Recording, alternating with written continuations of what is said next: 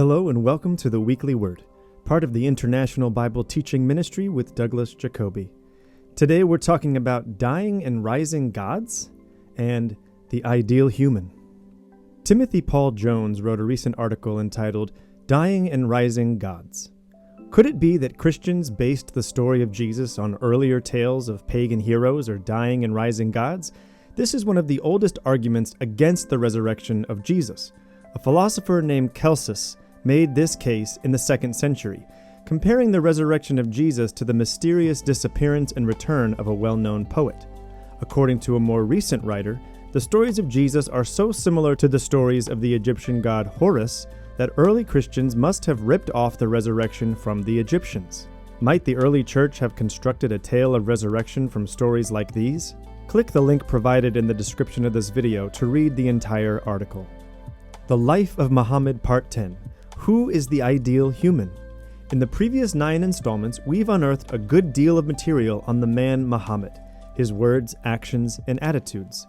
Most of you reading this series are familiar with the New Testament and know the life and character of Jesus.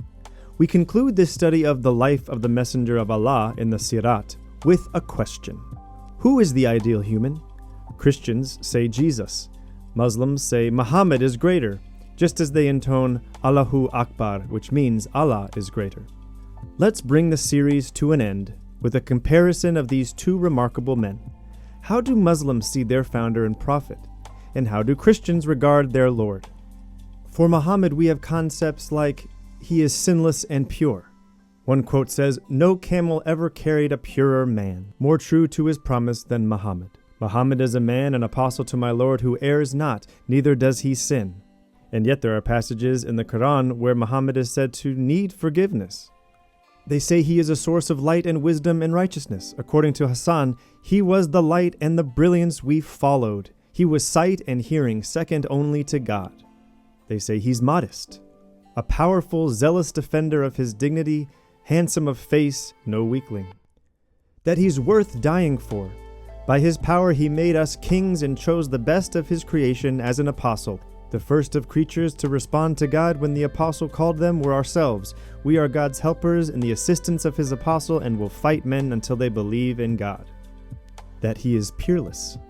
I have never seen or heard of a man like Muhammad in the whole world. Now, what about Jesus? Christians hold that Jesus is the ideal human, and far more than that, for we understand that Christ was divine, God in the flesh. The scriptures teach that Jesus actually was sinless. He was the light of the world. That in every interaction, Jesus showed himself to be full of grace and truth, and peerless, without parallel, as God in the flesh. Compare the lives and impact of these two men. Study the Sirat and the Gospels. Weigh the evidence. See if you're not convinced that the ideal human being was not Muhammad, but Jesus Christ. This has been the Weekly Word. Thank you so much for joining us. Until next time, God bless.